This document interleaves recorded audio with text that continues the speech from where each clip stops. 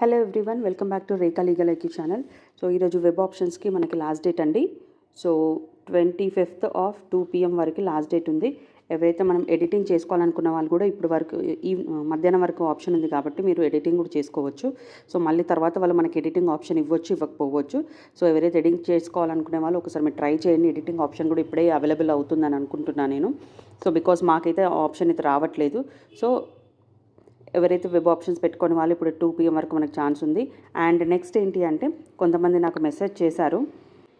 So ఏంటంటే so now again web options need to be submitted whoever submitted yesterday. అంటే ముందు ఎవరైతే submit చేశారో వాళ్ళు మళ్ళీ సబ్మిట్ చేయాలి ఇప్పుడు ఎక్స్టెండ్ అయిన టైంలో అని అడుగుతున్నారు.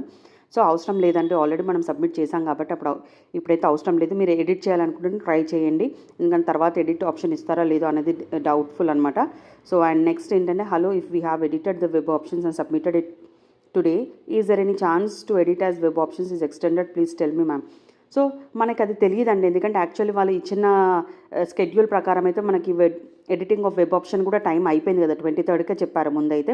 సో మనకి 25th వరకు ఇచ్చారు కాబట్టి ఇదే దాంట్లో కూడా ఎడిటింగ్ కూడా ఉందని అనుకుంటున్నాం మేమైతే, ఎందుకంటే వాళ్ళు మళ్ళీ సపరేట్గా ఏం చెప్పలేదు. సో ఎందుకంటే వాళ్ళు పర్టికులర్ టైం 29th కల్లా మళ్ళీ కాలేజ్లలో 28కి మనకి లిస్ట్ ఇస్తామని చెప్పారు కాబట్టి అప్పటి వరకు లిస్ట్ ఇచ్చేస్తారని అనుకుంటున్నాము. సో వాళ్ళు మళ్ళీ సపరేట్గా ఎక్స్టెండ్ చేస్తారని అయితే నమ్మకం లేదు. మేబీ చేయొచ్చు, చేయకపోవచ్చు. సో మనం షూర్ అయితే లేమన్నమాట. సో అందుకని ఇప్పుడు ఒకవేళ ఛాన్స్ ఉంటే మీరు ఒకసారి ట్రై చేయండి ఎడిటింగ్ ఇట్లా అవుతుందా లేదనేసి. అండ్ ఇంకొకరి ఏంటి, ఓయూ యూనివర్సిటీలో 470 ర్యాంక్ వచ్చింది. ఓకే, 470 ర్యాంక్ ఉంది. ఓయూలో మనకి అటెండెన్స్ మేనేజ్ చేస్తారా లేదన్నట్టుగా అడుగుతున్నారు.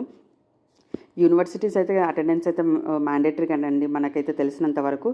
సో అంటే మనం అక్కడ వెళ్ళి అట్లీస్ట్ మీకు కుదరకపోతే అట్లీస్ట్ వీక్లీ ఒక 2 days 3 days వెళ్ళి మిగతా 3 days వెళ్ళకపోయినా డుమ్మాలు కొట్టినట్టుగా ఉంటుంది. కానీ ఫిజికల్గా వెళ్ళి మనం లా చదివితేనే దానికి ఏందని అర్థం ఉంటుంది కదండి. ఎందుకంటే నార్మల్ కాలేజెస్ వేరు, ఇది లా చదవడం వేరు. మీరు ఒకవేళ అడ్వకేట్ అవ్వాలి అని అనుకుంటే మాత్రం ఖచ్చితంగా రెగ్యులర్గా వెళ్తేనే మీకు బాగుంటుంది.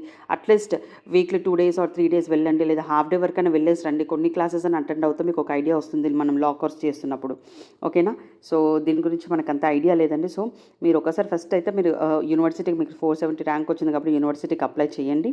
అండ్ దాని తగ్గట్టుగా మీరు ఒకసారి వెళ్ళి చూసుకోండి. వీలైనప్పుడు వెళ్ళండి, వీలు కానప్పుడు వెళ్ళకండి.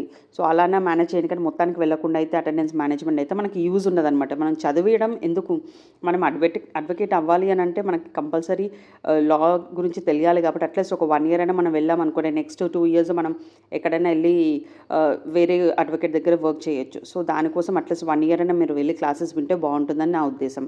ఓకేనా అండి? Thank you for watching my channel.